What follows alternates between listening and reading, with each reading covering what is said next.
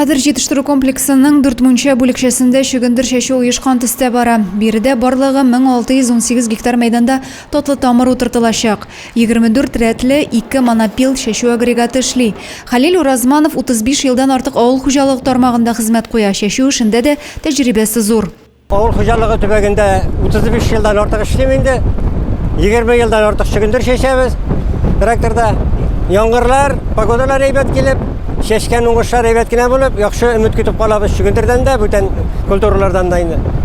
Бүгінгі көндә барлык хуҗалыкларда да шөгіндір шешеләр Татлы Тамыр район буенча 9250 гектар мәйданда утыртылачак. Эшне вакытында тәмамлау өчен биредә бөтен мөмкинлекләр бар. Техника, агрегатлар төзек шешу процессы тулай механикалаштырылган. Эшче куллар да җитәрлек. Игенчеләр өчен иң мөһиме хәзер һава шартларының уңайтыруы.